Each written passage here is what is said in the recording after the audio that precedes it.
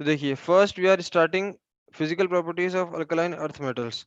तो जिस तरह से हमने अल्कली मेटल्स के बारे में फिजिकल प्रॉपर्टीज पढ़ी थी कि वो जो है लस्ट्रस होते हैं, सॉफ्ट होते हैं, similar kind of properties alkaline earth metals also show. तो हम अल्कलाइन अर्थ मेटल्स के लिए ये कुछ चीजें बोल सकते हैं यहाँ पर, जैसे number 1,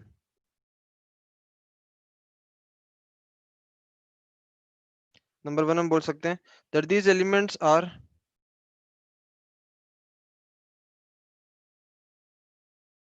silvery white, lustrous, soft होते हैं but harder than alkali metals.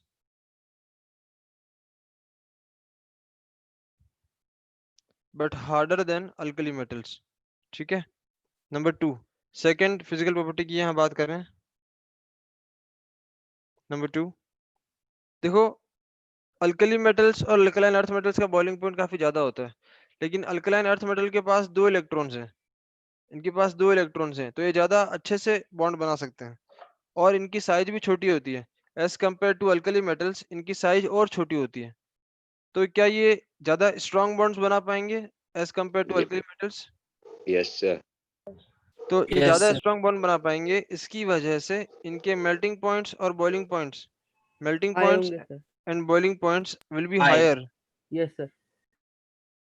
और higher as compare to alkali metals. बताइए, ये चीज क्लियर है? हाँ सर। चलिए नेक्स्ट हम क्या बोल सकते हैं इनके लिए। क्या ये भी सारे मेटल्स होते हैं ग्रुप 3 ग्रुप 2 के एलिमेंट्स? Yes sir. तो हम बोल सकते हैं कि because of low ionization enthalpy, electropositive nature and electropositive nature, they all are metals, कि आसानी से इलेक्ट्रॉन लूज कर सकते हैं। तो बताइए कि यहाँ पे हम क्या बोलेंगे, इलेक्ट्रोपॉजिटिव कैरेक्टर नीचे की ओर जाने पर बढ़ेगा या कम होगा?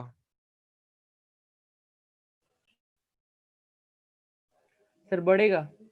बढ़ेगा sir. Electropositive character will increase. ठीक है, तो ये आप यहाँ पे लिख सकते हैं that electropositive character increases on moving down the group.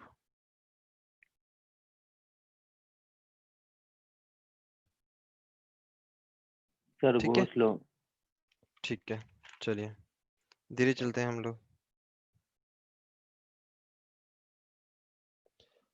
यहाँ तक क्लियर है सब कुछ?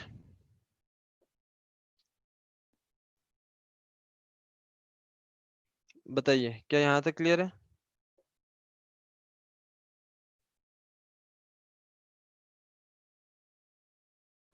Yes sir. क्या? Yes sir.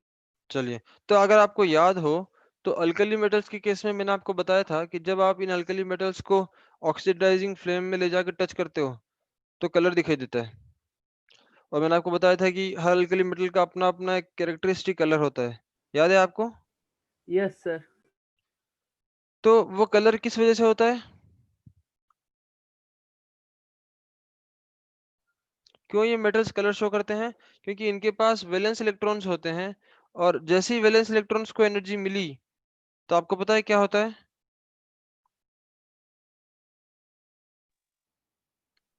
जब outer most, electron excited state. हाँ, तो इलेक्ट्रॉन अपनी एक्साइटेड स्टेट में चला जाएगा, लेकिन एक्साइटेड स्टेट में अनस्टेबल होने के कारण वो फिर से नीचे गिरेगा। तो जो एनर्जी डिफरेंस होगा उस एनर्जी के बराबर वाली रेडिएशन वो एमिट करेगा। ठीक है, और वो रेडिएशन जिस कलर में फॉल करती है विजिबल रीजन में, वो कलर आपको दिखाई देगा फ्लेम का। क्या ये चीज क्लियर है? Yes sir. Yes sir. तो सिमिलरली ये अल्कलाइन अर्थ मेटल्स भी उसी तरह से कलर शो करते हैं, लेकिन सर सर हाँ, सर थर्ड पॉइंट में लास्ट लाइन क्या लिखी है? Electro positive character increases on moving down the group.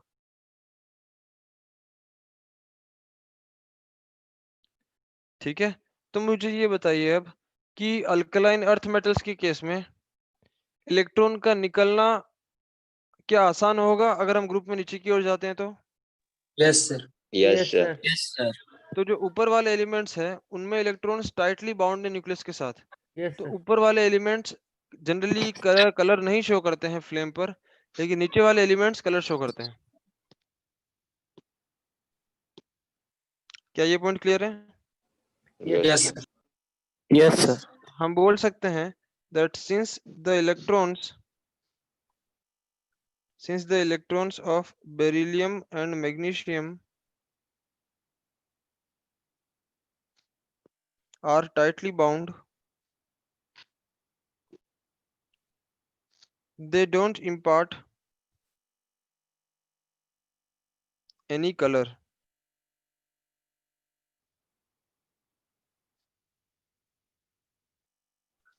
Sir हाँ, सर लेकिन एमजी को जब बर्न करते तो एक वाइट डाइजलिंग फ्लेम आती है ना, तो वाइट को कलर कंसीडर नहीं करते क्या?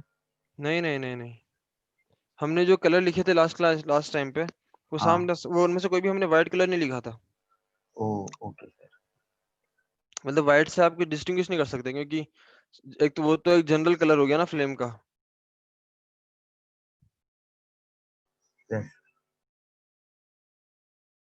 ठीक है, तो बेरिलियम एंड मैग्नीशियम नहीं दे पाएंगे, बट उसके नीचे वाले दे देंगे, जैसे calcium, strontium, barium, this elements will do. तो इनके कलर्स क्या होते हैं वो देख लेते हैं जरा। ये देखो, ये काफी इंपॉर्टेंट चीजें हैं इनके कलर। मतलब आगे चल के जब आप क्वालिटेटिव एनालिसिस पढ़ेंगे तो उसमें ये कलर्स काम आते हैं। एग्जाम में इनके ऊपर क्वेश्चन भी पूछ ले जाते हैं कि वैसे कोई अननोन एलिमेंट था जिसको हमने जब फ्लेम में टच किया तो उससे ये कलर मिला, फिर उसके साथ ये रिएक्शन की तो उससे ये बना, फिर उसके साथ वो किया तो वो बना। तो आपको ये हिंट दिया जाता है पहचानने के लिए कि वो कौन सा एलिमेंट था। तो उसके लिए आपको क्वेश्चन में उसका कलर दिया जाता है कई बार। सर तो इस टाइटली बाउंड होने से कलर क्यों नहीं शो करते हैं? अरे वो इलेक्ट्रॉन एक्साइट नहीं हो पाएगा ना आसानी से। अगर न्यूक्लियस ने उसको टाइटली पकड़ रखा है, अगर उसका साइज छोटा है तो इफेक्टिव न्यूक्लियर चार्ज ज्यादा होगा। तो न्यूक्लियस उस इलेक्ट्रॉन पर फोर्स ऑफ अट्रैक्शन ज्यादा लगा रहा है, तो वो इलेक्ट्रॉन जो है भले उसको एनर्जी मिल रही है, लेकिन वो जल्दी से एक्साइट नहीं हो पाएगा, उसको बहुत ज्यादा एनर्जी चाहिए एक्साइट होने के लिए। समझ पा रहे हो? सर अगर उतनी एनर्जी दे दी तो? फिर से बताओ क्या बोल रहे हो?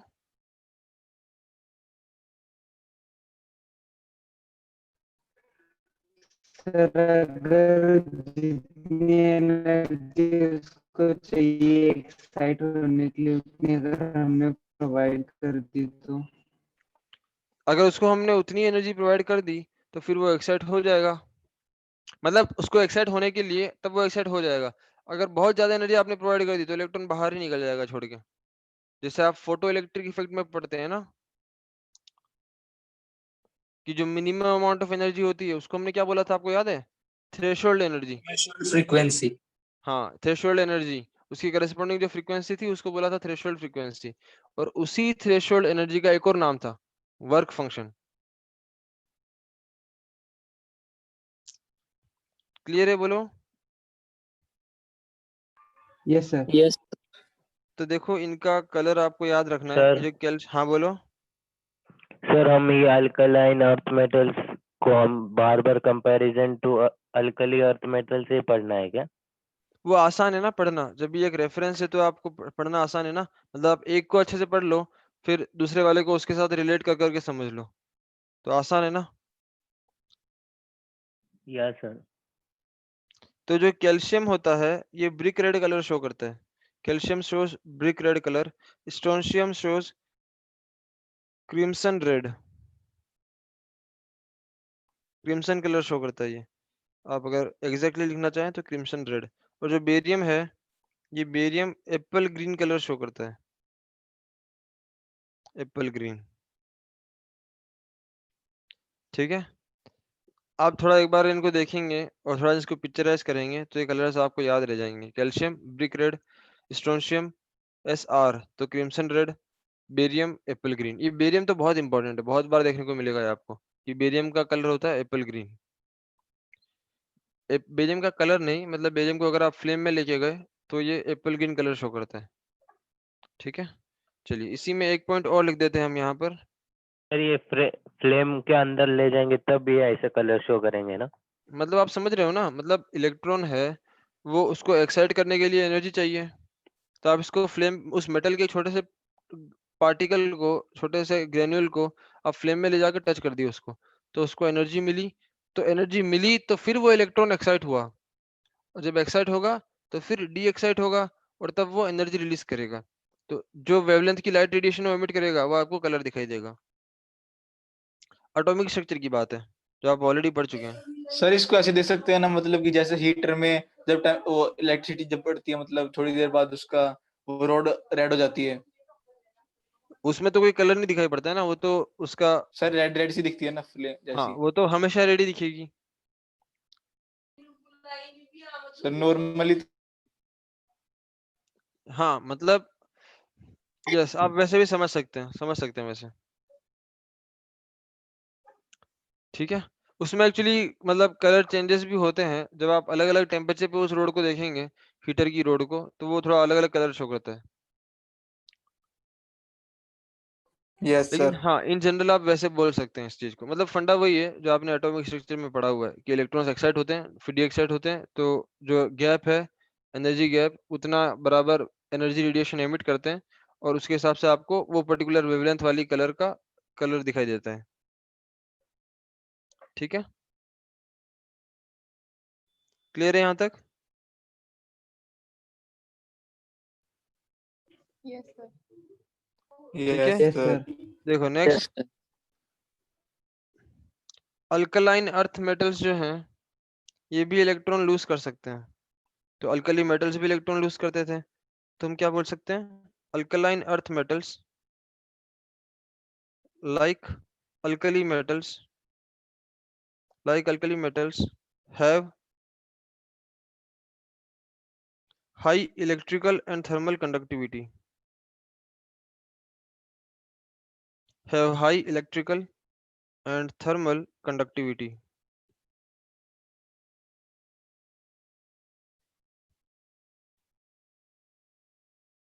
ठीक है, क्योंकि ये आखिर क्या है, मेटल्स हैं तो आसानी से इलेक्ट्रॉन्स लूज कर सकते हैं, और जैसे ये इलेक्ट्रॉन्स लूज करते हैं तो ये इलेक्ट्रिकल कंडक्टिविटी शो करते हैं और थर्मल कंडक्टिविटी भी शो करते हैं। थर्मल कंडक्टिविटी का मतलब क्या होता है कि वो हीट कंडक्ट करते हैं, they are good conductor of heat, good conductor of heat. बताइए क्या यहाँ तक क्लियर है? सर हाँ, यस, क्लियर है सर। चलो फिर हम आगे चलते हैं। अभी तक हमने केमिकल प्रॉपर्टीज के बारे में पढ़ा, now let's discuss about, sorry अभी तक हमने फिजिकल प्रॉपर्टीज के बारे में पढ़ा, अब हम चलते हैं केमिकल प्रॉपर्टीज की ओर। केमिकल प्रॉपर्टीज, तो मुझे एक चीज बताइए कि आपको क्या लगता है अल्कली मेटल्स और अल्कलाइन अर्थ मेटल्स में से कौन ज्यादा रिएक्टिव है? Alkali earth metal, alkali metal. Alkali metal. Alkali metals. Alkali. क्यों? अल्कली। सर क्योंकि वो मेटेलिक कैरेक्टर ज्यादा शो करेंगे, क्योंकि एक ही इलेक्ट्रॉन डोनेट कर पाते हैं जल्दी। तो रिएक्टिविटी कौन ज्यादा शो करेंगे फिर?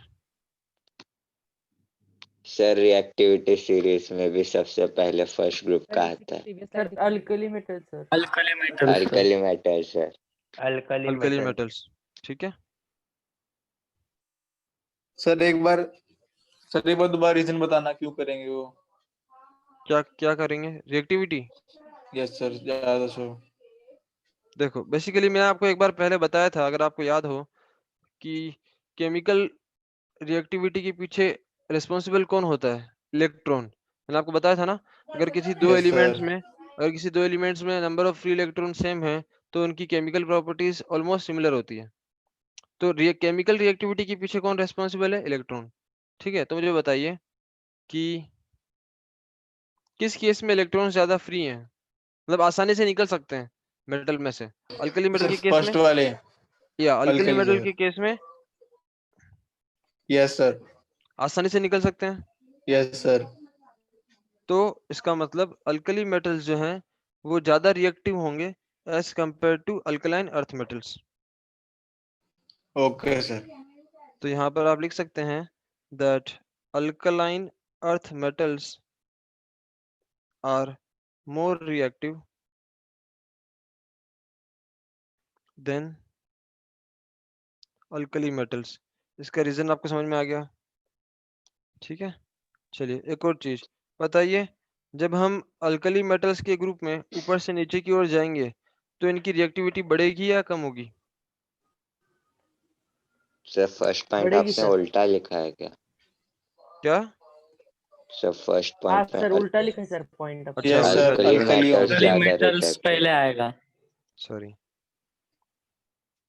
यस दैट मीन्स हम सब जाग रहे हैं। We are awake and attentive in the class. Good. Alkali metals are less reactive than alkaline earth metals are less reactive than alkali metals. ठीक है, चलिए बताइए, जब हम अल्कलाइन अर्थ मेटल्स के केस में ऊपर से नीचे जाते हैं तो रिएक्टिविटी बढ़ेगी या कम होगी? इंक्रीज होगी सर। बढ़ेगी सर। फिर से वही बढ़ेगी। गलती, बढ़ेगी। सर रिएक्टिविटी घटेगी। यहाँ पर घटेगी। क्यों घटेगी भाई? नहीं घटेगी, इंक्रीज होगी।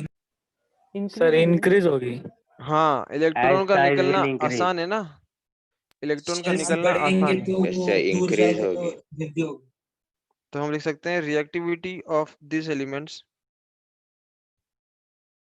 Increases on moving down the group.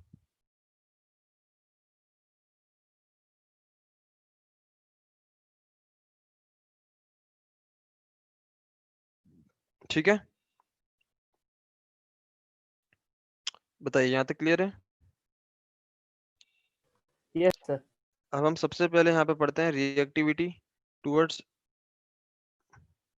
Air. वैसे ही जैसे हमने अल्कली मेटल्स के केस में पढ़ा था, रिएक्टिविटी टुवर्ड्स एयर। ठीक है, तो वहां पे मैंने आपको बताया था कि जो लिथियम होता है, लिथियम जो है वो ऑक्साइड भी बनाता है एयर के साथ, और नाइट्रोजन के साथ नाइट्राइड भी बनाता है। ठीक है, अब यहाँ पर होता क्या है कि बेरिलियम और मैग्नीशियम के सरफेस पर एक ऑक्साइड लेयर बन जाती है, एक ऑक्साइड लेयर बन जाती है जो उसको फर्दर रिएक्ट करने से प्रिवेंट करती है। ये ऑक्साइड लेयर बनने की वजह से वो सरफेस जो है वो एयर की कांटेक्ट में नहीं आ पाता, जिसकी वजह से उसकी रिएक्शंस जो है वो रुक जाती है।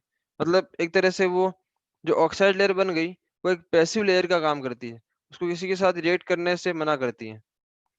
तो हम यहाँ पे क्या बोल सकते हैं, that in case of beryllium and magnesium, जब हम इसकी एयर के साथ रिएक्शन की बात कर रहे हैं तो यहाँ पर मैं बोल सकता हूँ that beryllium and magnesium due to formation of oxide layer due to formation of oxide layer do not directly react with air,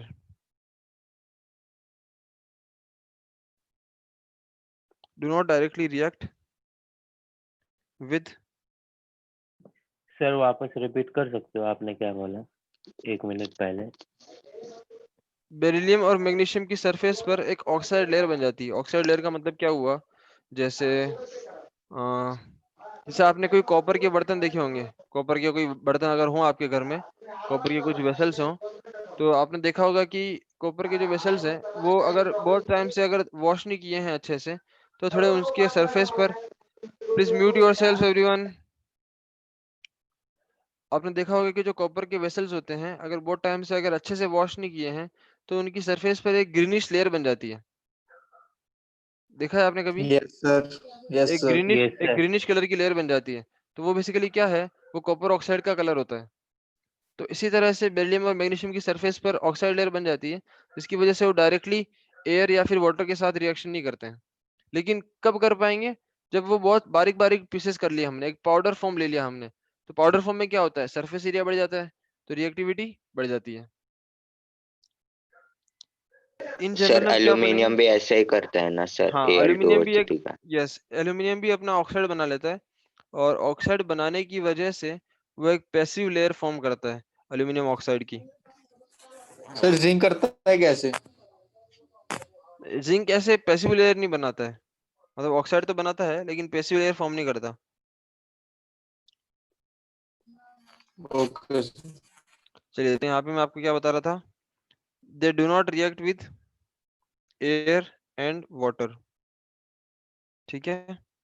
लेकिन अगर आपने पाउडर्ड फॉर्म में लिया, इन पाउडर्ड फॉर्म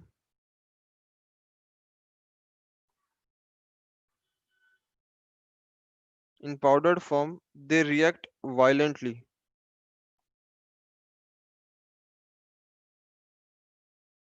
ये सबको क्लियर है कि पाउडर्ड फॉर्म में सरफेस एरिया बढ़ जाता है तो रिएक्टिविटी बढ़ जाती है। यही रीजन मैंने आपको पहले भी बताया था। सर ये पाउडर फॉर्म बेरिलियम और मैग्नीशियम के ही है ना? हाँ, यस यस यस, क्योंकि उसी की तो हम बात कर रहे हैं ना, वो ऐसे डायरेक्टली रिएक्ट नहीं करते, तो उसको हम थोड़ा साफ करने के लिए रब कर देते हैं या फिर उसके पीसेस कर देते हैं बारीक बारीक, पाउडर फॉर्म में ले लेते हैं, जिससे सरफेस एरिया बढ़ जाता है, ठीक है। तो पाउडर्ड फॉर्म में ये बहुत वायलेंट रिएक्शन शो करते हैं। जैसे अगर मैं बेरिलियम की बात करूं, बेरिलियम, तो beryllium reacts to form powdered form में, beryllium reacts to form beryllium oxide BeO, और नाइट्राइड भी बनाता है। नाइट्राइड क्या होगा इसका, Be3N2, Be3N2। सिमिलरली अगर आप मैग्नीशियम की बात करो तो मैग्नीशियम क्या बनाएगा, MgO। हाँ similarly magnesium reacts to give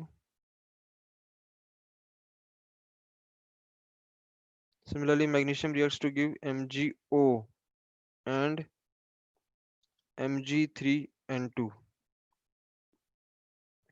लेकिन जो कैल्शियम, स्ट्रोंशियम, बेरियम है वो काफी आसानी से रिएक्ट कर जाते हैं। Calcium, strontium and barium readily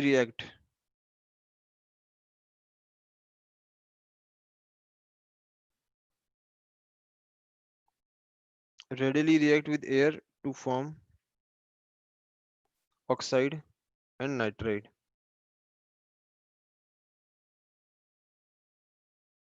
बताइए, क्या यहाँ तक सब कुछ क्लियर है? सर रेडिली रिएक्ट में। रेडिली मतलब आसानी से रिएक्ट कर जाते हैं, आसानी से रिएक्ट कर जाते हैं। यस सर इसमें नहीं है क्या ऐसा पेरोक्साइड कोई बनाएगा स्पेसिफिक? नहीं, यहाँ पर वैसा नहीं है, क्योंकि ये ओके तो सर। ऑलरेडी लेस रिएक्टिव होते हैं ना। Okay sir. यहाँ तक हो गया? सर हाँ बोलो। सर थोड़ा लिखना है, थोड़ा ऊपर की।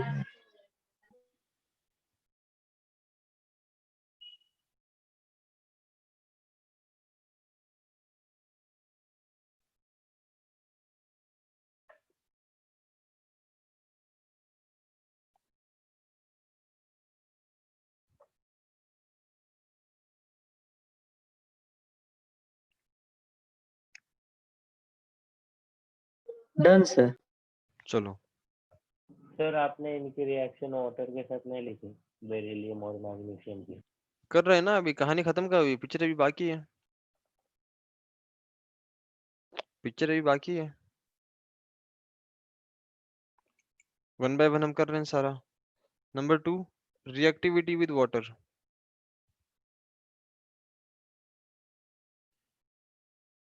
बताओ, पानी अगर आपने गलती से पानी डाल दिया इनके ऊपर तो क्या होगा?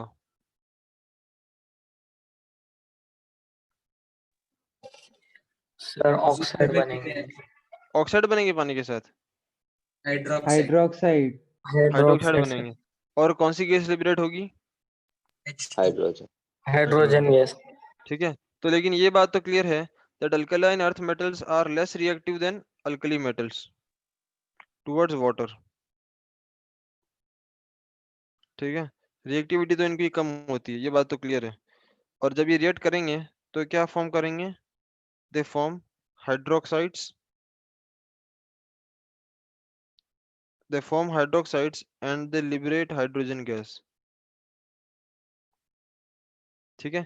देखो रिएक्शन क्या होगी यहाँ पर, अगर मैंने लिखा metal, metal reacts with water, तो क्या देगा मुझे, metal reacts with water to give metal hydroxide, मतलब आपको मिलेगा MOH ट्वाइस, ये मिला, प्लस क्या मिलेगा आपको, हाइड्रोजन गैस। ठीक है, लेकिन यहाँ पर एक एक्सेप्शन ये आता है कि जो बेरिलियम है, ये बेरिलियम आसानी से रिएक्ट मतलब रिएक्ट करता ही नहीं है। Beryllium is inert toward water.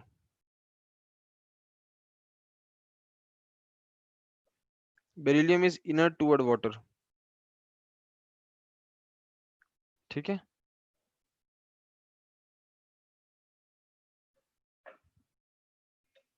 just give me one moment.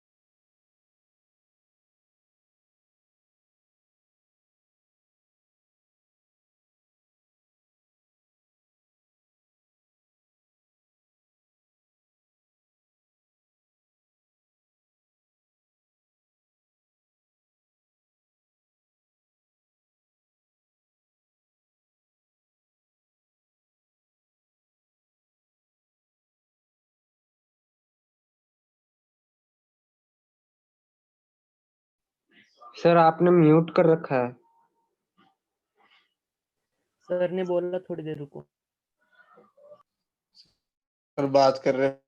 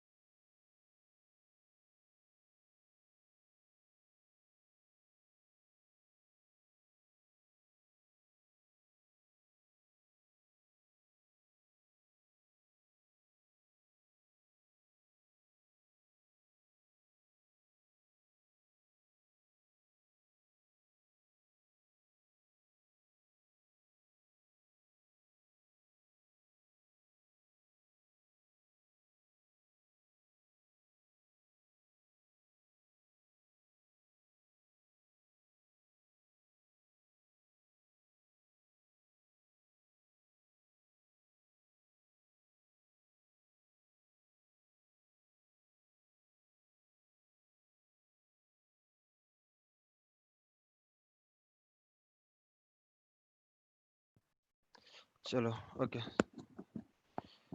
So there was an important call, इसलिए मैंने आपका म्यूट किया था। ठीक है, चलिए, तो मैं आपको लास्ट में क्या बता रहा था, that beryllium is inert toward water. ठीक है, अब देखो यहाँ पर जो अल्कलाइन अर्थ मेटल्स हैं, ये हाइड्रोक्साइड्स बनाते हैं। तो मुझे बताओ कि ये हाइड्रोक्साइड्स बेसिक इन नेचर होंगे या acidic in nature?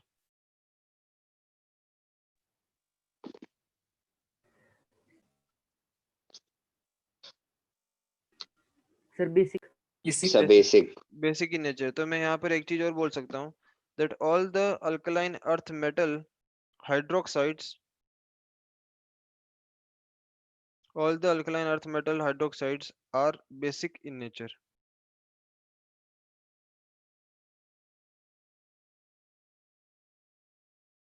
Are basic in nature except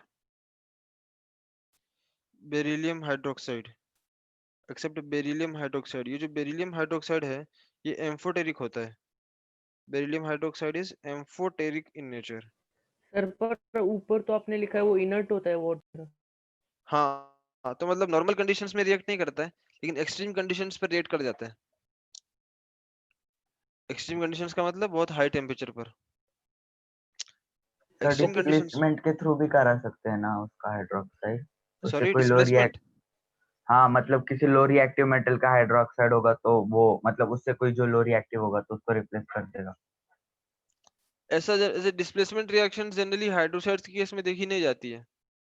hydroxide के केस में आपको डिस्प्लेसमेंट बहुत कम देखने को मिलेगी, लेकिन एक्सट्रीम कंडीशंस पर ये रिएक्शन हो जाती है। ठीक है, क्या ये पॉइंट क्लियर है? Yes sir. एम्फोटेरिक का मतलब क्या होता है? सर सर जो वो एसिड के एसिडिक साथ और base acid and basic. React base करता है, की बेस के साथ रिएक्ट। एसिड जाता यस, ठीक है। तो अब हम नेक्स्ट देखते हैं रिएक्टिविटी टुवर्ड्स हेलोजेंस।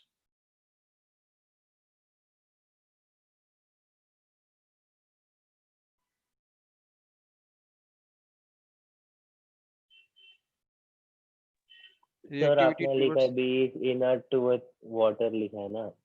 हाँ सर इसका रीजन क्या है? Normal temperature means normal conditions में वही है, क्यों नहीं मैंने आपको करता बताया सर? था ना कि केमिकल रिएक्टिविटी नीचे की ओर जाने पे बढ़ती है। केमिकल रिएक्टिविटी नीचे की ओर जाने पे बढ़ती है, तो इसके जो जेड इफेक्टिव है, इफेक्टिव न्यूक्लियर चार्ज काफी ज्यादा होता है और साइज काफी छोटा होता है। उसकी वजह से electrons are more tightly bound towards nucleus, तो वो उतना आसानी से रिएक्टिविटी नहीं शो करते हैं। सर mg का क्या? Mg का नॉर्मल यही रिएक्शन मैग्नीशियम हाइड्रोक्साइड बनाएगा। Mg plus 2H2O gives MgOH twice plus H2। Mg का सर साइज पर थोड़ा वो बड़ा तो होता है ना। लिखा था ना कि does not react directly with water and air। हाँ, तो वो ऑक्साइड लेयर तो फॉर्म कर लेता है, लेकिन थोड़ा रब करने पर, साफ करने पर वो पैसिव लेयर हटा के फिर रिएक्शन कर लेता है। यस मतलब अगर ऐसे ही मैग्नीशियम पड़ा रहेगा तो वो एक ऑक्साइड लेयर फॉर्म कर लेता है। लेकिन बेरिलियम जितना कम रिएक्टिविटी नहीं शो करता, क्योंकि उसका साइज थोड़ा बड़ा होता है और इफेक्टिव न्यूक्लियर चार्ज भी थोड़ा कम होता है।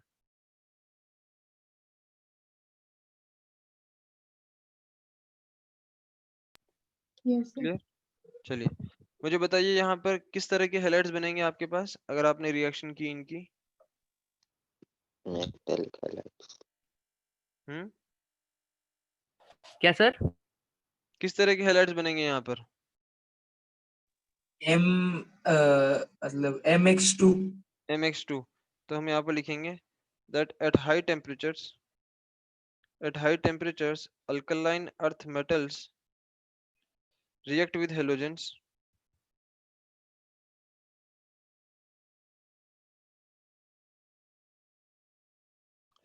halogens forming halides। ये क्या बनाते हैं? हैलाइड्स बनाते हैं। किस तरह की रिएक्शन में करते हैं ये लोग? MX2 gives, हीट करने पर मतलब हाई टेम्परेचर पर they give MX2 solid।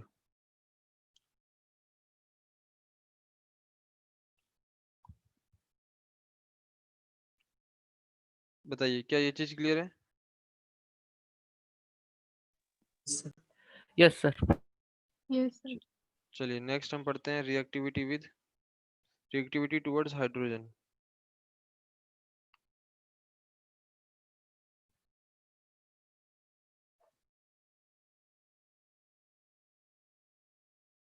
Reactivity towards hydrogen, ठीक है। यहाँ पर भी वही एक्सेप्शन आता है बेरिलियम का। मतलब देख रहे हो कि अल्कली मेटल्स में वो लिथियम जो है वो मतलब शरारत करता है, वो अलग हट के बिहेवियर शो करता है, और यहाँ पर भी ये बेरिलियम अलग से बिहेवियर शो करता है। दोनों में सेम रीजन है बेसिकली कि दोनों का साइज छोटा होता है, इफेक्टिव न्यूक्लियर चार्ज ज्यादा होता है, इसकी वजह से अलग हरकतें करते हैं। समझ में आता है आपको? Yes sir. तो इसी तरह से हाइड्रोजन के केस में भी वही केस है बेरिलियम के साथ, that all elements except beryllium combine with hydrogen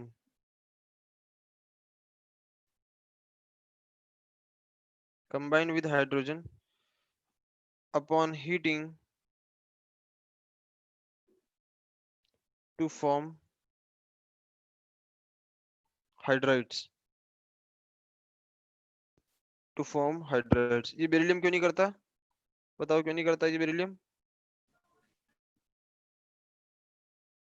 due to its high ionization energy या फिर हाई आयनाइजेशन एंथैल्पी, इसकी वजह से बेरिलियम हाइड्राइड्स नहीं बनाता। ठीक है, लेकिन एक तरीका है बेरिलियम हाइड्राइड बनाने का, कैसे बना सकते हैं? However, beryllium hydride BeH2 can be prepared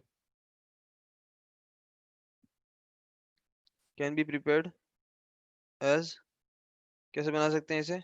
अगर आपने बेरिलियम क्लोराइड लिया BeCl2 और BeCl2 की रिएक्शन आपने करवाई लिथियम एल्यूमिनियम हाइड्राइड के साथ LiAlH4, इसको बोलते हैं लिथियम एल्यूमिनियम हाइड्राइड। तो मैंने आपको एक बार पहले बताया था कि लिथियम जो है वो सबसे ज्यादा स्ट्रॉन्ग रिड्यूसिंग एजेंट होता है, वो अच्छे अच्छे को भी रिड्यूस कर देता है। रिड्यूस करने का मतलब क्या हुआ? Addition of hydrogen, removal of oxygen. तो ये BeCl2 को हाइड्रोजन दे देता है, तो क्या बना लेगा? जो BeCl2 था वो अब क्या बन जाएगा आपका? BeH2। तो ये बन जाएगा BeH2 प्लस आपको मिलेगा साथ में LiCl प्लस AlCl3। तो इसके लिए इसको मैं ले लेता हूँ यहाँ पर 2BaCl2। ठीक है, इसको मैंने लिखा 2BaCl2 और ये हो गया आपका 2BeH2। देखो बैलेंस हो गई रिएक्शन। Yes sir. तो इस तरह से आप बेरिलियम हाइड्राइड बना सकते हो यूजिंग लिथियम एल्यूमिनियम हाइड्राइड। तो मैंने आपको पहले भी बताया था कि लिथियम एल्यूमिनियम हाइड्राइड एक सबसे ज्यादा रिड्यूसिंग एजेंट होता है, it is a strong reducing agent.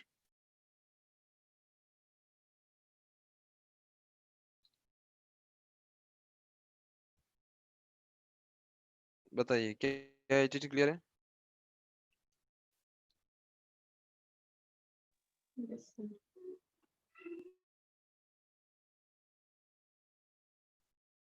Yes sir. चलिए नेक्स्ट हम पढ़ते हैं रिएक्टिविटी टुवर्ड्स एसिड्स। तो ये क्या हुआ? नंबर 5 सर थोड़ा रिएक्टिविटी। नीचे लो।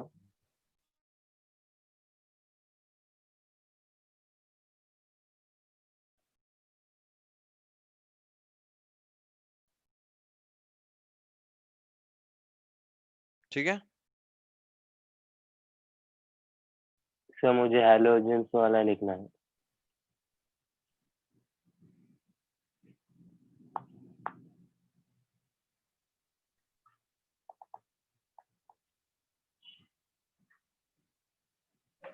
चलो लिख लो। सर और कितना बचा है चैप्टर? जो सीक्वेंस हमने अल्कली मेटल्स में फॉलो की थी बस वही सीक्वेंस यहाँ पे भी फॉलो होगी कि अभी हम केमिकल प्रॉपर्टीज पढ़ रहे हैं, इसके बाद हम कुछ इंपॉर्टेंट कंपाउंड्स देखेंगे इनके। ओके। देखो रिएक्टिविटी टुवर्ड्स एसिड्स की बात करते हैं। तो ये शायद मैंने आपको हाइड्रोजन वाले चैप्टर में बताया था कि ये जो अल्कली मेटल्स और अल्कलाइन अर्थ मेटल्स होते हैं ये एसिड के साथ रिएक्शन करते हैं और हाइड्रोजन गैस लिबरेट करते हैं। ये बताया था मैंने आपको पहले। Yes sir. Yes sir. Yes sir. ठीक है, तो भले ही alkali metals alkaline earth metals की रिएक्टिविटी थोड़ी कम होगी इस बार, लेकिन ये हाइड्रोजन लिबरेट कर सकते हैं। ठीक है, तो हम यहाँ पर लिखेंगे that alkaline earth metals react with acids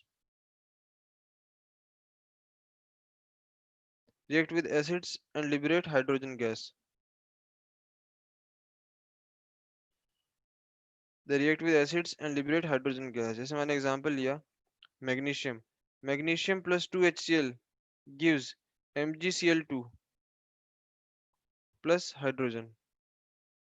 तो इस तरह से आपको यहाँ पे हाइड्रोजन गैस मिल जाएगी। ठीक है, लेकिन बेरिलियम जो है, since beryllium is amphoteric in nature,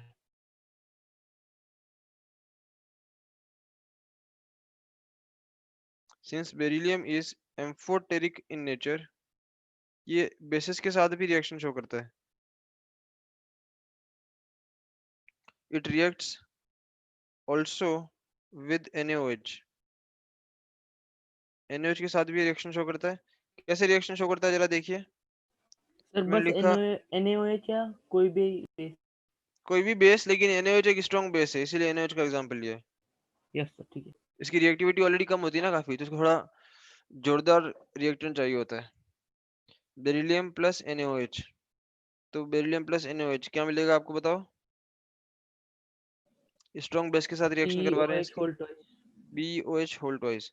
ठीक है, तो यहाँ पर मिला आपको beryllium plus 2NaOH gives BeOH whole twice. लेकिन अगर आपने फिर से इसके ऊपर डाल दिया एक्सेस क्वांटिटी में NaOH इन एक्सेस क्वांटिटी, तो ये बना लेगा BeOH होल 4 2 इस तरह से।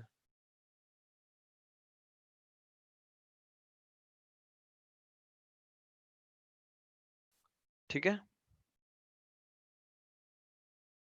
सर Na कहाँ गया फिर? Na है ना, गया कहाँ अभी तक, साथ में तो है वो। कहाँ सर? BeOH ट्वाइस के बाद कहाँ है? अरे वो ऊपर 2 है ना, 2 अगर ये एनाइन है तो साथ में कैटाइन भी होगा ना। देखो ऐसे लिख दो, आप परेशान हो गए सर Na कहाँ गया हमारा, इतने दुखी हो गए। Na है ना, कहीं नहीं गया आपको छोड़ के, देखो Na ये रहा, दिखा आपको Na। Yes sir. ये एनाइन है ना 2 तो मतलब 2 प्लस पॉजिटिव चार्ज इसके साथ में है, तो वो 2 Na+ की वजह से आया 2 Na+। Okay sir. ठीक है, सर हाँ बोलो। के कैल्शियम के नीचे वाले भी रिएक्ट करेंगे ना? किसके साथ? वो एम्फोटेरिक नहीं होते हैं ना, beryllium is amphoteric. Yes sir, बाकी मैं बाकी पूछ नीचे, रहा था कि सर वो एसिड के साथ रिएक्ट करेंगे ना? हाँ करेंगे ही करेंगे, ऑब्वियसली करेंगे, वो तो ज्यादा रिएक्ट करेंगे। जैसे जैसे आप नीचे की तरफ मूव करते हैं, रिएक्टिविटी बढ़ती है या कम होती है? तो बढ़ती है। बढ़ती है। हाँ तो बढ़ती है ना, वो सर तो ज्यादा बढ़ती है। रिएक्ट करेंगे। सर यस पर करेक्ट। कैल्शियम के केस में तो जब वो वाटर के बाहर मतलब एसिड के बाहर नहीं जाता ना? नहीं नहीं नहीं, सही है। ठीक है, सर एक बार इक्वेशन समझाओ ना वापस, कौन सी इक्वेशन? लास्ट।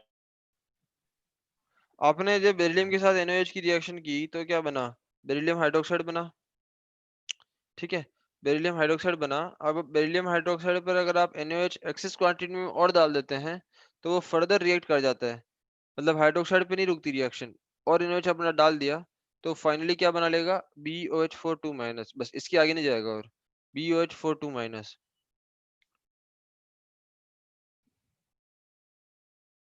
ये कॉम्प्लेक्स बना लेगा। ठीक है, ठीक है सर। चलो, तो ये हो गया आपका रिएक्टिविटी टुवर्ड्स एसिड्स। हम थोड़ा आगे चलते हैं अब। तो नेक्स्ट मैंने लिया इनका रिड्यूसिंग नेचर। जैसे मैंने आपको बताया था कि alkali metals show reducing nature, उसी तरह से अल्कलाइन अर्थ मेटल्स भी रिड्यूसिंग नेचर शो करते हैं। रिड्यूसिंग नेचर मतलब दूसरों को रिड्यूस करना, खुद ऑक्सीडाइज हो जाना। तो आपको याद है मैंने अल्कली मेटल्स में बोला था कि alkali metals are strong reducing agent, और उसका रीजन क्या दिया था मैंने?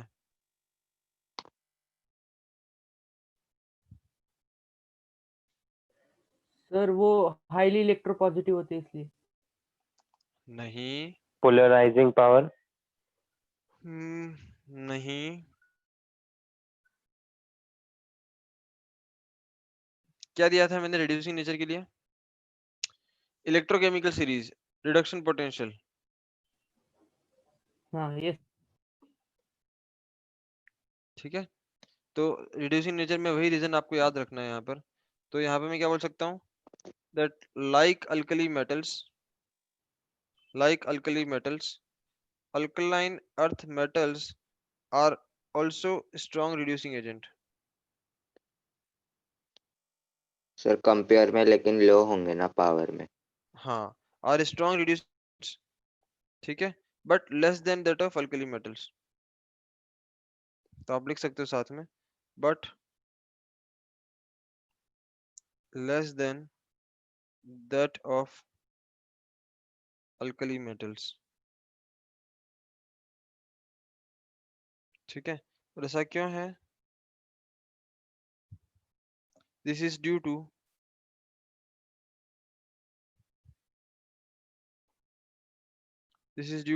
their negative reduction potential।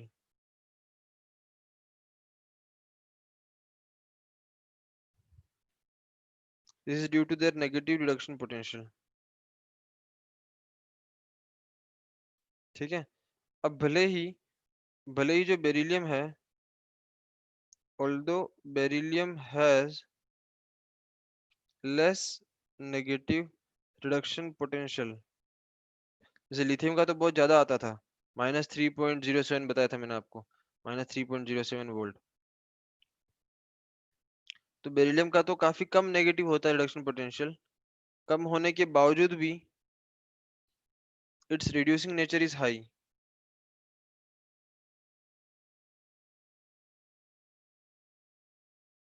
its reducing nature is high due to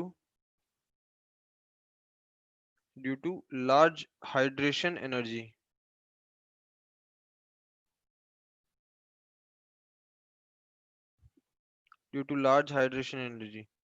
इसकी हाइड्रेशन एनर्जी काफी ज्यादा होती है, इसी की वजह से बेरिलियम जो है वो काफी अच्छा रिड्यूसिंग एजेंट होता है।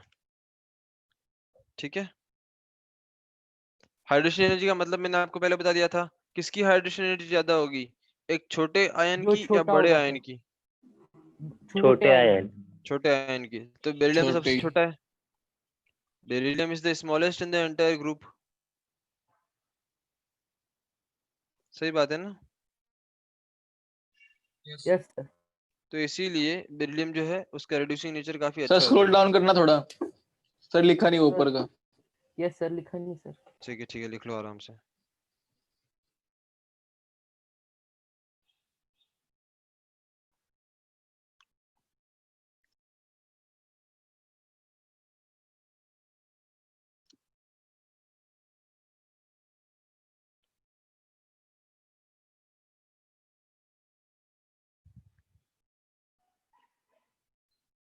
लिख लिया? बोलो।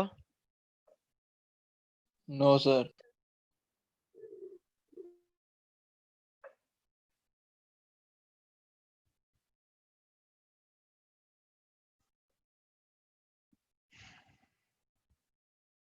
अच्छा, ये आपको पता है जो आप दिवाली के टाइम पे फुलझड़ियाँ यूज करते हो,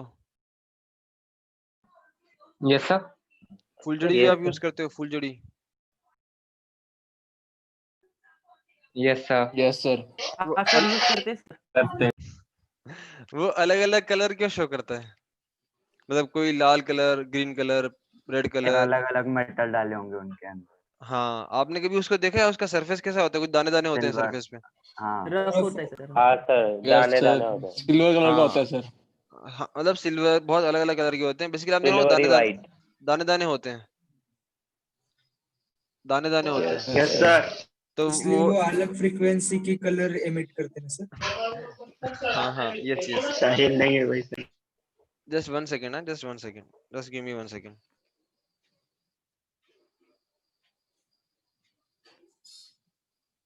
बस जलाने से मतलब है। मैं भी वही बोलने वाला था।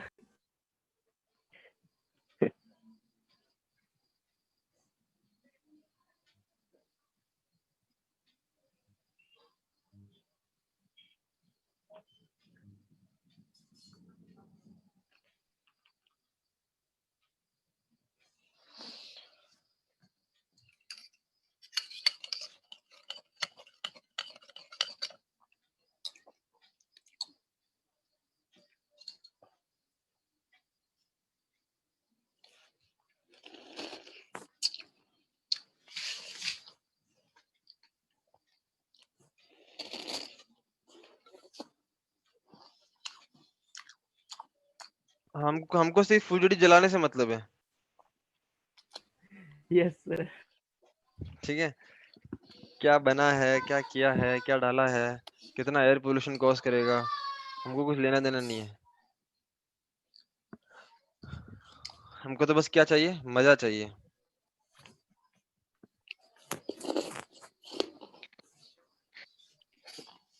सही बात है। सर ये सर आप अथर्व घर पे बनाओ ना। सर, हम नॉन पॉल्यूशन वाली ना दिवाली सर आप। बनाते हैं। सर मैं नहीं सर, समीर नहीं बोला था सर सबसे पहले।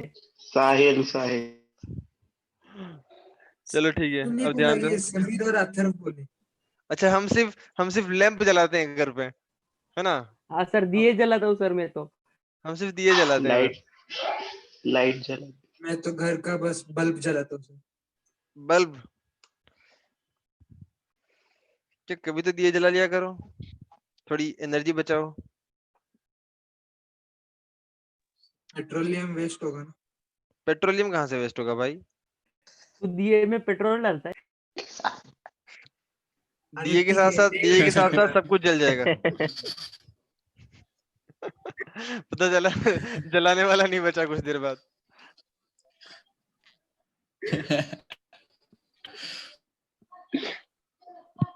चलो नेक्स्ट पढ़ते हैं यहाँ पर, solutions in liquid ammonia. Liquid ammonia वही तरह से रिएक्शन शो करता है जैसे हमने अल्कली मेटल्स के साथ देखा था। बताओ क्या हुआ था अल्कली सर मेटल्स आप के साथ? बना सकते हो क्या फुलझड़ी। क्या? सर आप बना सकते हो घर पे। क्यों, मुझे और कुछ काम नहीं है क्या? सर फ्री रहेंगे तो। नहीं नहीं, मैं फ्री नहीं रहता हूँ।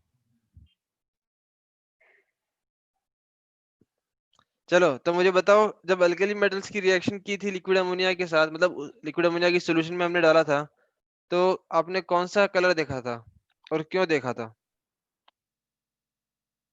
सर ब्लू ना, ब्लू सर कलर ब्लू देखा था। कलर देखा था। ब्लू। Deep blue. हाँ डीप सर, ब्लू क्योंकि कलर। सर फ्री इलेक्ट्रॉन्स की वजह से। हाँ, फ्री इलेक्ट्रॉन्स की वजह से, ठीक है। Royal blue. चलो ध्यान दो इधर। Like alkali metals, alkaline earth metals also dissolve in liquid ammonia,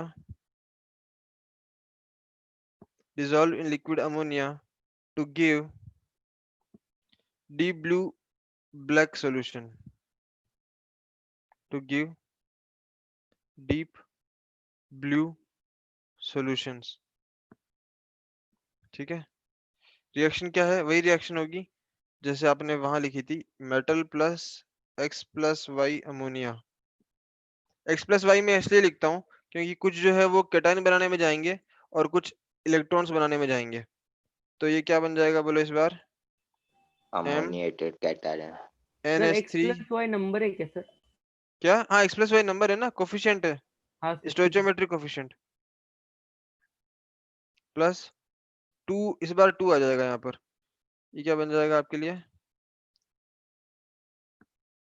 2 electron NH3y whole minus.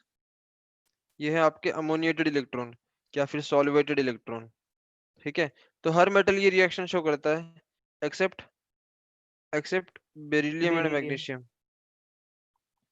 Beryllium. Magnesium, इनके अलावा बाकी सारे ये रिएक्शन शो करते हैं, ठीक है। सर इनके अलावा 3 ही बच गए ना फिर। हाँ, सर वो रिएक्शन, रिएक्शन में क्या हुआ? नहीं सर वो गायब हो गया था तो मैंने बोला। अच्छा, गायब हो गया था। सर फिर ये दो क्या कर रहे? ये दो क्या कर दे, तमाशा देखते हैं बैठ के।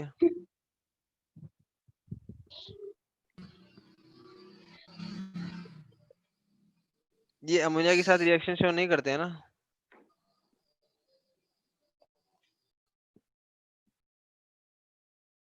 ठीक है। Yes sir.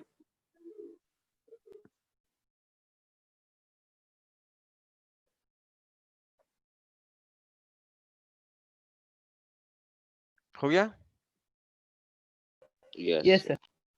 चलो यहाँ तक हमने सारी केमिकल प्रॉपर्टीज पढ़ ली। कुछ यूजेस देख लेते हैं इनके जल्दी से। कुछ यूजेस इन कंपाउंड्स के। सर आपने यहाँ पे ई क्या लिखा है कहाँ पर? ऊपर वाले रिएक्शन में? क्या लिखा है? Sir 2 bracket E. ई तो इलेक्ट्रॉन है ना, इलेक्ट्रॉन। ई NH3y होल माइनस। इलेक्ट्रॉन पे चार्ज -1 होता है, लेकिन यहाँ पर जो मेटल है उसकी वैलेंसी कितनी, उसकी ऑक्सीडेशन स्टेट कितनी होगी? +2, क्योंकि इस बार ये अल्कलाइन अर्थ मेटल है। तो इस +2 को काउंटर बैलेंस करने के लिए 2 इलेक्ट्रॉन, 2-, ठीक है।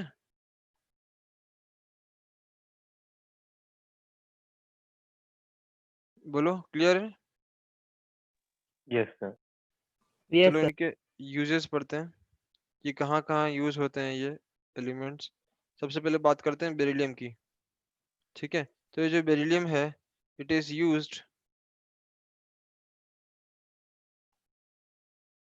Used in manufacturing of alloys. Alloys बनाने में इसका बहुत बड़ा योगदान है। किस तरह के अलॉयज बनाते हैं और कहाँ यूज होते हैं? जैसे देखो, कॉपर और बेरिलियम का जो अलॉय है, copper beryllium alloy is used in the preparation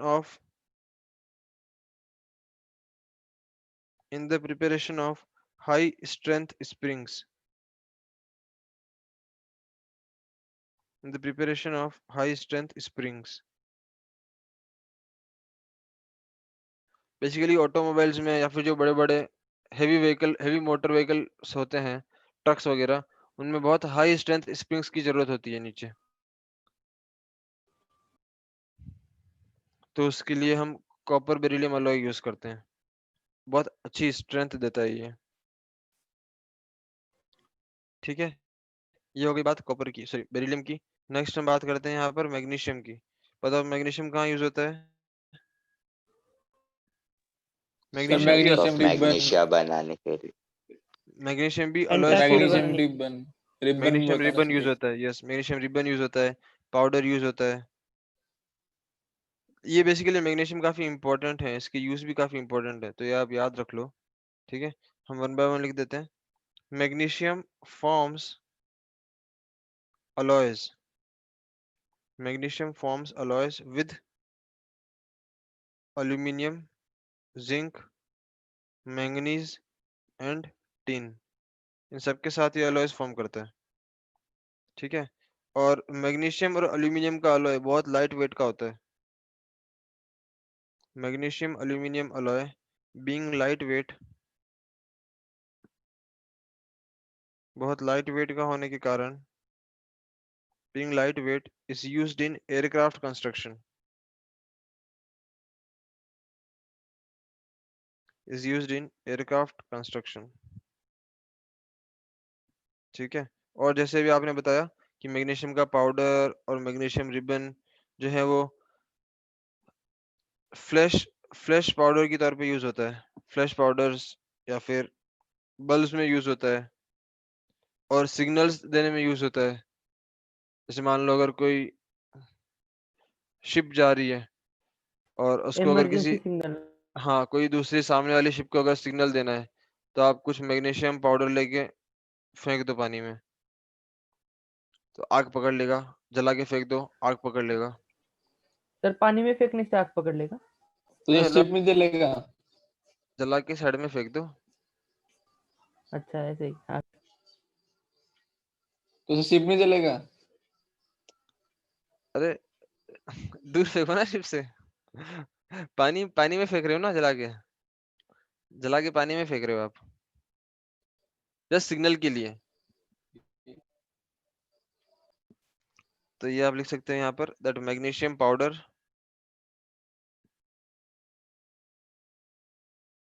इनको बोला जाता है इंसेंडियरी सिग्नल्स।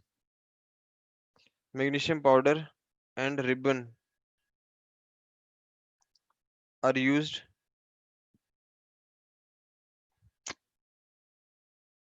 इन फ्लैश सिग्नल्स, बल्ब्स एटसेट्रा। ठीक है, और जो आपने बताया मिल्क ऑफ मैग्नीशिया, तो आप लिख सकते हो अ suspension of magnesium hydroxide in water, a suspension of magnesium hydroxide in water, जिसको क्या बोलते हैं बताओ? Milk of milk of magnesia. Milk of magnesia किस लिए यूज करते हैं इसे? Sir antacid. एंटासिड की तरफ। As an antacid. ठीक है, अगर कभी इनो से काम नहीं चले आपका, तो आप क्या ले सकते हो? Milk of magnesia. सर ऐसे ही पानी के साथ? हाँ, सर कुछ गड़बड़ नहीं होगी ना? अरे गड़बड़ को दूर करने के लिए तो लेना है। नहीं सर, ज्यादा होगी ना? is used as antacid in medicine। ठीक है, सर जो डाइजीन होती है उसमें भी यही होता है क्या? उसका कंपोजिशन चेक करना पड़ेगा थोड़ा। डाइजीन की गोली अच्छी लगती है क्या? सर डाइजीन में यही नो होता सर, है। एक वो पिंक पिंक सी आती है। हाँ सर यही होता है। हाँ ठीक है। देखो एक और, जब आप टूथपेस्ट वगैरह यूज करते हो ना, कौन सा टूथपेस्ट यूज करते हो? Sir Sensodyne Colgate. Dabur red. Sir sir Colgate. दंत कांति, डाबर रेड। बबुल। सर टूथपेस्ट में नमक है सर हमारे, वो वाला कोलगेट सर। देखो, तो जब भी आप टूथपेस्ट यूज करते हो उसमें मैग्नीशियम कार्बोनेट होता है। Magnesium carbonate is an ingredient of toothpaste.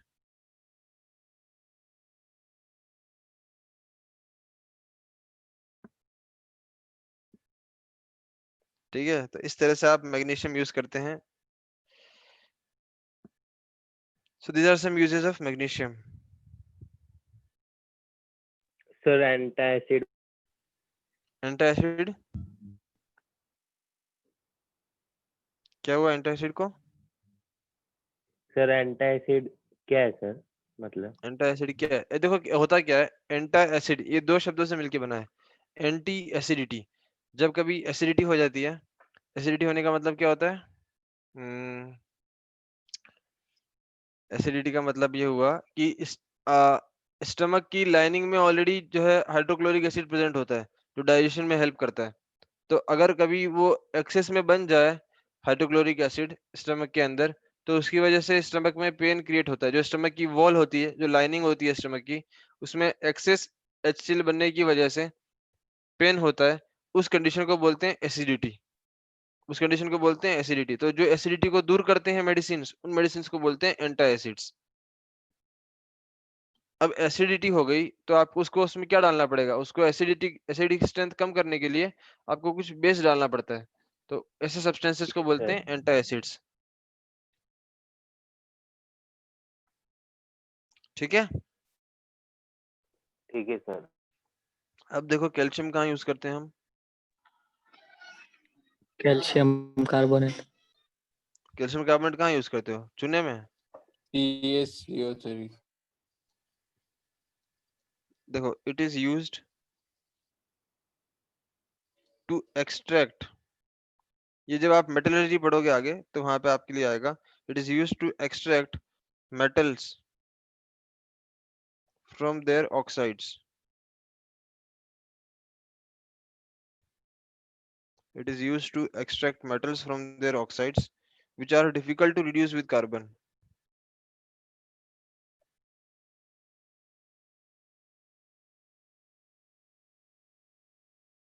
Which are difficult to reduce with carbon. ठीक है।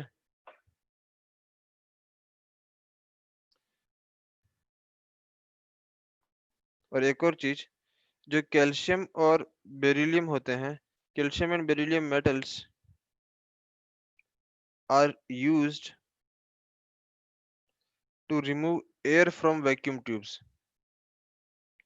Are used to remove air from vacuum tubes.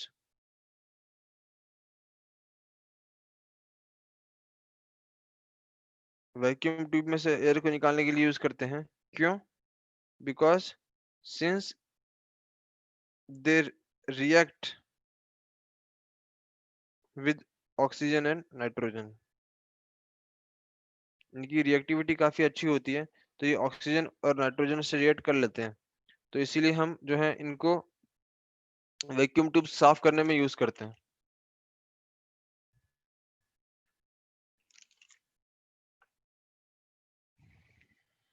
यहाँ तक क्लियर है? चलो सर एक लास्ट। वैक्यूम ट्यूब साफ करने में या फिर एयर रिमूव करने में? वैक्यूम ट्यूब्स में एयर रिमूव करने के लिए यूज करते हैं। ओके। ठीक है, वैक्यूम बनाने के लिए। चलो एक हमारे पास है रेडियम। रेडियम हम यहाँ पे देख लेते हैं। बेरियम की तो वैसे ही बात कर ही चुके हैं हम इसी के साथ में। तो अब देख लेते हैं रेडियम। रेडियम कहाँ यूज होता है? आपको पता है रेडियम रेडियो एक्टिव है? Yes sir. हाँ सर सर। आपने बताया था सर। तो जो रेडियम के सॉल्ट्स होते हैं उनको कैंसर ट्रीटमेंट में यूज किया जाता है। radium salts are used in radiotherapy. Yes, mute कर दो अपने आप को. देना sir. Radium salts are used in radiotherapy for treatment of cancer.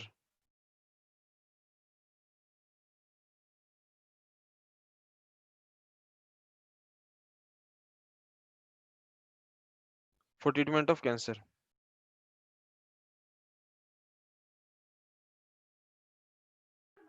Sir ये Yes. सर ये कैल्शियम बेरिलियम वगैरह ज्यादा वो होते हैं रिएक्टिव या फिर वो स्ट्रोंशियम और रेडियम वगैरह? मतलब ऑब्वियस सी बात है कि नीचे जाने पर रिएक्टिविटी बढ़ती है. नीचे जाने पर रिएक्टिविटी बढ़ती है, वो ऑब्वियस सी बात है. लेकिन रेडियम तो हम यूज नहीं कर पाएंगे उतना ज्यादा, क्योंकि वो रेडियो एक्टिव होता है. और फिर मतलब उनकी अबंडेंस पे भी डिपेंड करता है कि कौन कितना ज्यादा अबंडेंट है, नेचर में आसानी से अवेलेबल है, कितना इकोनॉमिकल है उसको यूज करना. तो इन सारे फैक्टर्स पे डिपेंड करता है कि हम क्या चीज को यूज करेंगे वैक्यूम ट्यूब्स के लिए. Okay sir. ठीक है, यहाँ तक क्लियर है? Yes sir. सर वो व्हीकल्स पे लगाते हैं वो रेडियम है सर? क्या?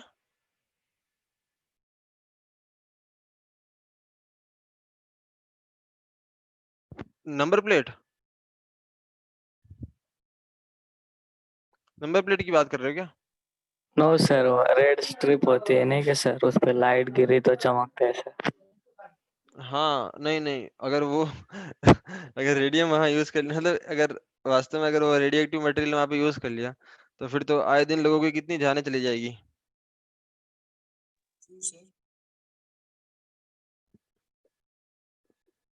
ठीक है, वो रेडियो एक्टिव रेडियम नहीं होता है, वो कुछ और सब्सटेंस है, देखना पड़ेगा क्या होता है. यहाँ तक क्लियर है आपको यूजेस? Yes sir. चलिए अब हम यहाँ पर देखते हैं next topic, general characteristics.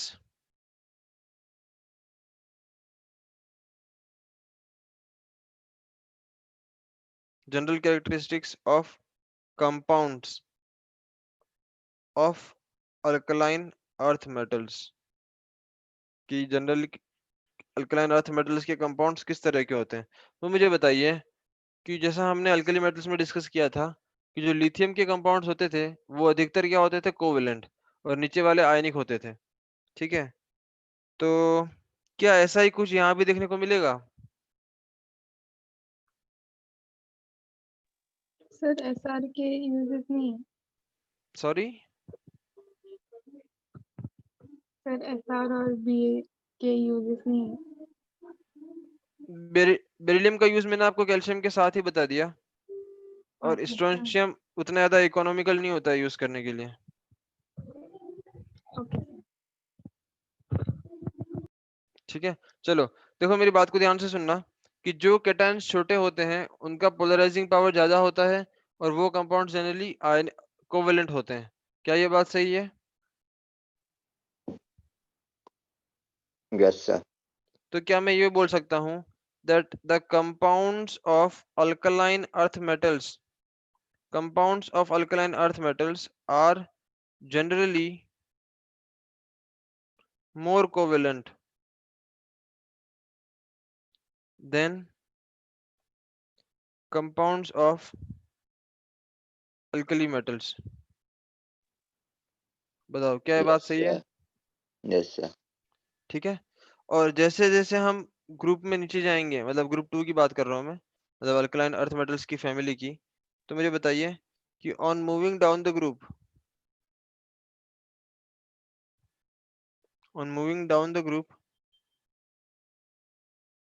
the ionic character increases. बताओ क्या ये बात सही है? Yes sir. लेकिन जो बेरिलियम और मैग्नीशियम के कंपाउंड होते हैं वो प्रिडोमिनेटली क्या होते हैं, covalent in nature.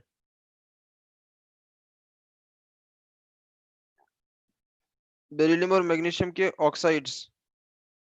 Oxides and other compounds ये ज्यादा कोवेलेंट होते हैं, आर प्रीडोमिनेंटली कोवेलेंट। बताओ क्या ये बात समझ में आती है? रीजन क्या होगा इसका? What is the reason? What is the reason? increased nuclear charge, increased nuclear charge and small size, small size, इनकी साइज छोटी होती है और इफेक्टिव न्यूक्लियर चार्ज ज्यादा होता है, उसकी वजह से इनका पोलराइजिंग पावर काफी बढ़ जाता है, तो ये जो है वो कोवेलेंट नेचर शो करते हैं। बताइए क्या ये पॉइंट क्लियर है? Yes sir. Yes sir. ठीक है, चलो हम ऑक्साइड्स देखते हैं। अब इनके कंपाउंड्स की बात कर रहे हैं तो हम वन बाय वन सारे कंपाउंड्स देखेंगे, oxide, hydroxide, carbonate, sulphate etcetera. सबसे पहले हम बात करते हैं ऑक्साइड्स और हाइड्रोक्साइड्स की। तो बताओ इनके ऑक्साइड्स जो हैं वो एसिडिक इन नेचर होंगे या basic in nature? Sir basic. The basic basic. In nature होंगे। ठीक है, चलो तो सबसे पहले हम लेते हैं यहाँ पर ऑक्साइड्स एंड हाइड्रोक्साइड्स। सर पर बेसिक क्यों होंगे सर? मेटेलिक ऑक्साइड्स है ना, यस मेटल सर। के ऑक्साइड है। हाँ metal oxide basic. Yes sir, yes sir. Sir metal के एक्सेप्ट ऑक्साइड क्या बेरिलियम होते हैं? ना। बेसिक। जैसे मान लो आपके पास मैग्नीशियम ऑक्साइड है, MgO, आपको चेक करना है कि वो एसिडिक होगा या बेस होगा, तो क्या करो, आप गलती से उसके ऊपर पानी डाल दो, गलती से उसके ऊपर पानी डाल दो तो गलती आपको भारी पड़ जाएगी। मैग्नीशियम ऑक्साइड पर आपने पानी डाला तो क्या मिलेगा? क्या मिलेगा? सर आग। हाँ,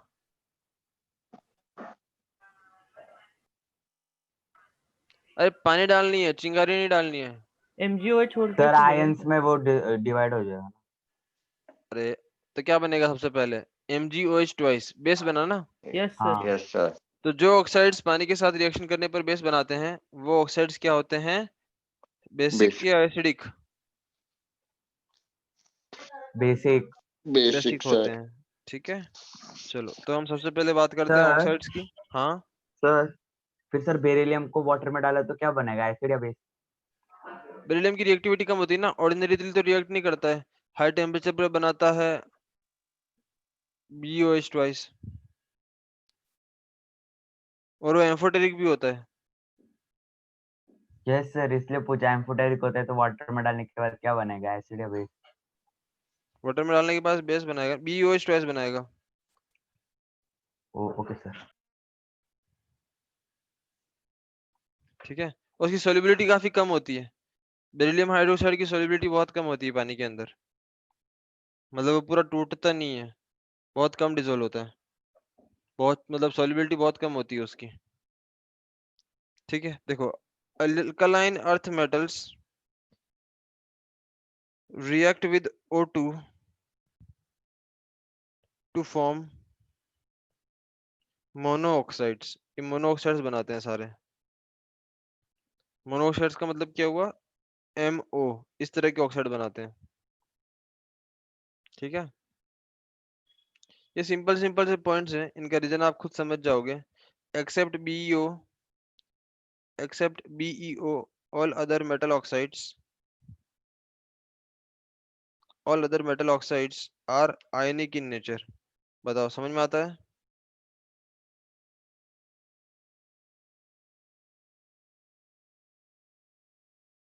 समझ में आता नो है? सर, थोड़ी दोबारा इसका मतलब बताना, एक्सेप्ट बीओ मतलब। अरे ऑल। BeO, बेरिलियम सबसे छोटा है ना, बेरिलियम सबसे छोटा है, उसकी पोलराइजिंग पावर ज्यादा है, तो वो फजान्स रूल के हिसाब से उसमें कोवेलेंट कैरेक्टर ज्यादा होगा, तो सिर्फ BeO जो है वो एक कोवेलेंट कंपाउंड होता है और बाकी सारे यस ऑक्साइड्स सर, क्या होते हैं? आयनिक। यस सर, समझ गए सर। ठीक है, अब जो बेरिलियम का ऑक्साइड है BeO एम्फोटेरिक होता है, तो यहाँ पे मैं क्या लिख सकता हूँ? That BeO beryllium oxide is amphoteric in nature. अच्छा, सब लोग जल्दी से अपना अटेंडेंस डालिए चैट बॉक्स में। Everyone answer your attendance. Beryllium oxide BeO is amphoteric in nature, whereas All other oxides are basic in nature.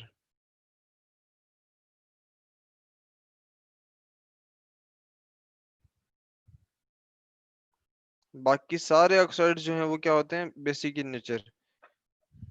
ठीक है, तो जैसे अगर आपने लिखा यहाँ पर MO, मेटल ऑक्साइड लिया कोई भी आपने, उस पर डाला H2O, तो क्या बना देगा, हाइड्रोक्साइड, और ये आपको मिलेगा MOH ट्वाइस।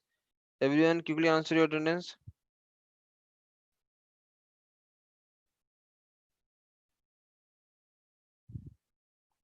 ठीक है, देखो अभी हाइड्रोक्साइड तो बन गए। हाइड्रोक्साइड अगर बन चुके हैं तो इनकी हम बेसिक कैरेक्टर की भी बात कर सकते हैं यहाँ पर। देखो तो मुझे बताइए कि जब आप ग्रुप में नीचे की ओर मूव करते हैं, जब आप ग्रुप में नीचे की ओर मूव करते हैं इन हाइड्रोक्साइड्स के केस में, जैसे आपने लिया BOH twice, MgOH twice, CaOH twice, strontium OH twice, barium OH twice. तो मुझे बताइए जब आप ग्रुप में नीचे की ओर मूव करते हैं तो बेसिक कैरेक्टर बढ़ेगा या कम होगा? सर बढ़ेगा। सर बढ़ेगा। जब आप नीचे की तरफ मूव करते हैं on moving down the group, the basic character increases. Solubility in water, increases. solubility in water also increases. Solubility water बढ़ेगी या कम होगी? सर बताओ कम होनी चाहिए सर। क्यों कम होनी चाहिए भाई? सर बढ़नी सर वो चाहिए। बड़ा होगा ना तो मुश्किल से घुलेगा, ऊपर वाला सर कंपाउंड पता नहीं छोटा है सर। तो आसानी से घुल सकता है। ये अपने मनगढ़ंत रीजंस कहाँ से लाते हो सर कि पता बड़ा नहीं होगा सर। तो मुश्किल से घुलेगा? सर बढ़ेगा क्योंकि मतलब ज्यादा शायद टाइम लगता है नीचे ना बड़े आयोनिक वालों को ज्यादा घुलने में। आयोनिक कैरेक्टर बढ़ जाता है ना सर डाउन द ग्रुप। हाँ देखो, लाइक डिजोल्व्स लाइक, वाटर एक पोलर सब्सटेंस है, तो वाटर में कौन डिजोल्व होगा? जो आयनिक होगा वही डिजोल्व होगा ना। Yes sir. तो जिसका आयनिक कैरेक्टर ज्यादा उसकी वाटर में सॉल्युबिलिटी ज्यादा। ज्यादा। बस यही फंडा है। तो हम बोल सकते हैं solubility in water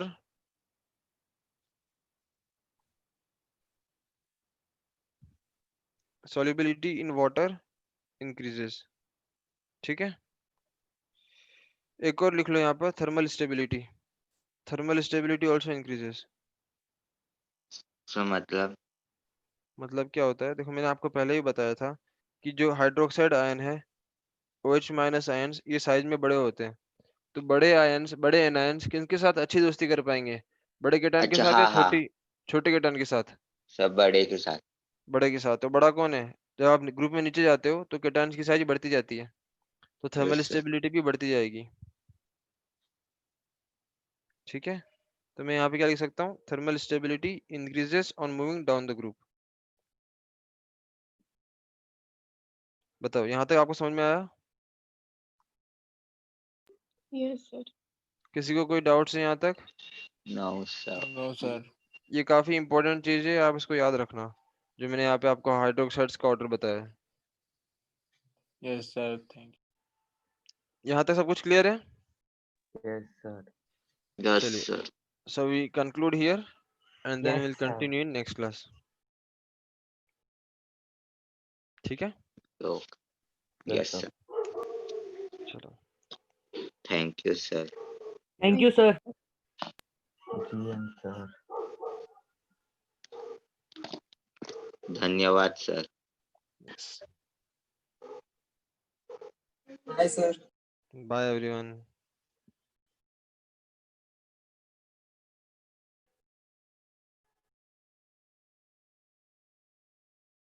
excuse me sir. yes, sir मुझे एक का रीजन पूछना था। बोलो। Sir compounds of alkaline earth metals are generally more covalent than compounds of alkali metals। हाँ सर इसका रीजन? आसान है, ये बताओ कि साइज किसकी छोटी होती है, अल्कली मेटल की या अल्कलाइन अर्थ मेटल की? Alkaline earth metal. Alkaline earth metal की साइज छोटी होती है, तो अकॉर्डिंग टू फाजान्स हाँ। रूल जिस केटायन की साइज छोटी होती है उसका पोलराइजिंग पावर ज्यादा होगा। जिस केटायन की साइज छोटी होगी उसमें इफेक्टिव न्यूक्लियर चार्ज ज्यादा होगा ना। या सर। इफेक्टिव न्यूक्लियर चार्ज ज्यादा होगा तो पोलराइजिंग पावर ज्यादा होगी।